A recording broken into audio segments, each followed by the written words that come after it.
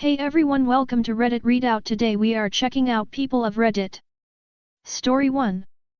Pissing off my colorist dad and sister. For a bit of context, I'm fully Mexican / Zapotek, dad's side, / Yucatec, mom's side.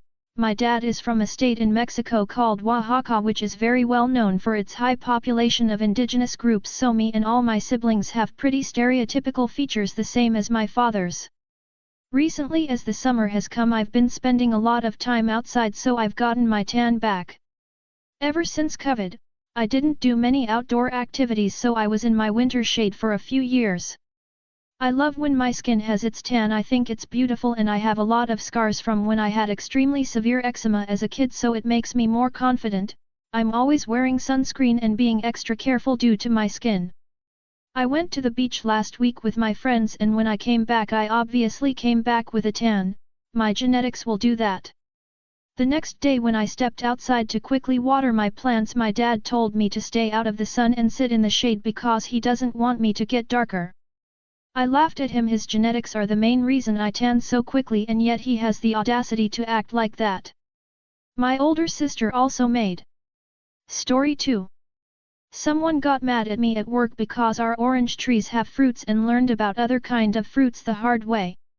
Warning, English ain't my native language. Also, I wrote this on mobile. It didn't happen today, but I spoke with a friend about the garden. At my primary workplace we have a beautiful garden that people really love to visit. We allow it because it usually doesn't bother us. But once, when I got out to buy some extra milk for our office, a woman came to me. "Can I take some of your oranges? They are getting spoiled like that, such a shame that you don't pick them up." They're not oranges. They are. I don't believe you. I'll take your oranges because it's dangerous to leave them like that.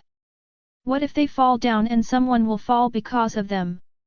I pick them from the ground every morning. And they are not. Don't you lie to me. I'll take how much that I can. I shrugged and wrote a message to my manager, warning her about our surprise in the garden so she won't be alarmed while I am at the store. "Here, I'll eat one now," the woman proclaimed. "I'd love to see you try." I chuckled. She took a bite. Yes, a bite. With the peel and all. And just as it entered her mouth, she spit it out angrily. "It's really dangerous. You should be ashamed of yourselves." "Ma'am, don't you ma'am me. It's not oranges. I don't believe you. It's bitter orange. Bigarade orange. It's not a real thing." She yelled and stomped out angrily. Edit: I didn't explain here clearly what kind of fruits they are, and some people are, rightfully, confused. It's a fruit called bitter orange. Also known as Seville orange. It looks very similar to a regular orange, but it has a very bitter taste. People can eat them, it's not poisonous, but it's not tasty at all. Out of the thousands of people I've encountered in the garden, I am pretty sure that only 2 of them really like to eat them raw.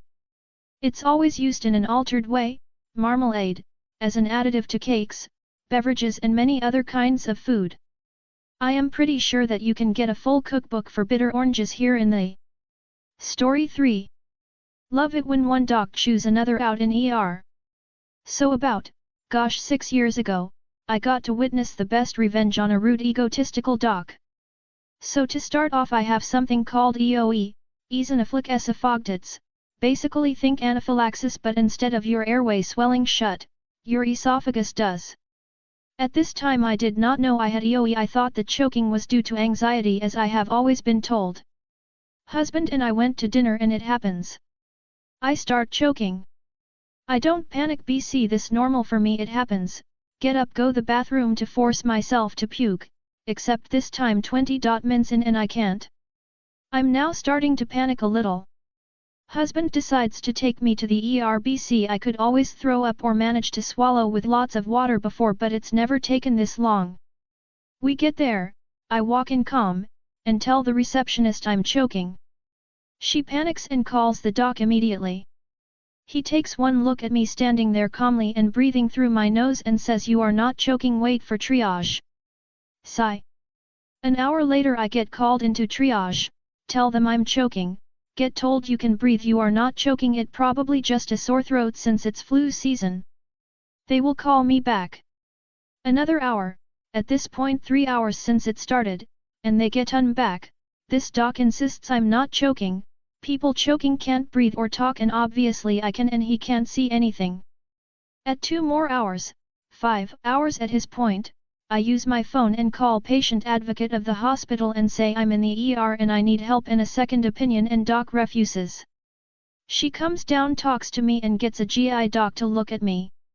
Needless to say, within 30 minutes he has me prepped for a scope, and boy did the sparks fly. I had a severe impaction that BC of how long it was. Had I waited even another hour or so I was looking at my esophagus rupturing. He put the impaction in a baggie and threw it at the ER doc. And tore into him in the middle of the ER about listening to patients, and even if he doesn't think someone is choking and they say they are, he better have a consult for GI immediately and maybe pick up a book or two. Anyway, the GI doc is who told me about EOE and explained what it was and what was happening. Never saw that ER doc again at the hospital. Story 4. Blocking old lattice parking space. When I was in high school I attended a Christian church. There were only about 10 spots right next to the church and 2 were in a place with a ramp instead of steps in an alleyway alongside. There were concrete walls one either side of the 2 spaces. Everyone in the church knew that those 2 spots were for a couple of literally little old ladies who had trouble walking but attended every Sunday. The rest of us parked in a lot about a block away that the business let us use on Sundays since they were closed. If you happened to be walking up when the ladies were getting out of their cars, you'd help them up the ramp. It's what everybody did.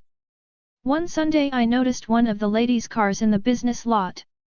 When I walked in I noticed that a pretty jerky guy had parked his VW Beetle in her usual space. Once the service ended I grabbed a couple of friends who were high school football linemen and, after the one lady had left, we quickly picked up the car end by end and made it perpendicular to the spots so the concrete walls were just a couple inches from each bumper. I'm not sure how they got the car out, but I'm guessing they had to call a wrecker. Story 5. How to quiet noisy hotel neighbors. So this happened several years ago, however my wife and I still get a good chuckle to this day. We were visiting her sister and nephews in a small town in Delaware for the weekend. Her sister's house was small, so we opted to stay at a dinky hotel in town. We enjoy our evening quiet time. Our first day visit was done and we headed back to the hotel. This is one of those dinky hotels that the walls were paper thin. We settled in and were in bed. My wife likes to read before bed and I'm on my iPad browsing. We then heard loud thumps, couple of screeches and what sounded like loud walking next door. Enough where it was rattling the table lamp closest to the shared wall. It gave us pause and we thought, okay, a neighbor with a couple of kids. It stopped and we went back to our thing. It started again and then again. By this time I was thinking, boy, what rambunctious little crotch goblins they have. By this time my wife was getting agitated. She quipped that maybe we should contact the manager. I said, no baby, it will go away, they should be going to bed soon. However, the noise would continue. The thumping, screeching and making the lamp rattle like from a small earthquake. Now my wife is starting to get really pissed. She started to insist that we contact the manager to make it stop. She started to reach for the phone. I said, no baby, I got this. She asks, are you going to contact the manager or knock on their door? I said, no, I got this. I proceeded to get out of bed, walk towards the wall, face it and get as close as I could. I yelled, oh baby, spank my hairy ass. I proceed back to bed. My wife's jaw dropped and she covered her mouth to keep from laughing so hard. The noise mysteriously stopped. Mission accomplished. We didn't hear a peep for the rest of the evening. Nor for the rest of the weekend for that matter. Story 6. Shake my seat, have some beer. I was on a train. 2 guys sat behind me and were being loud and obnoxious. The dude directly banged me, bumped, kicked, punched my seat about once a minute. After like 10 times, I turned around and asked him to leave my seat alone. They looked at me, he said, "Oh, sorry." I turned back around and after a minute or two, he started the bumping back up again. I was silently fuming and started packing my stuff to change seats. This was when I heard them open some beers, which by the way is forbidden here on local trains. Dude behind me lowered the tray on the back of my seat. At this point, I stood up and packed my stuff into my backpack and saw that he had put the beer onto the tray.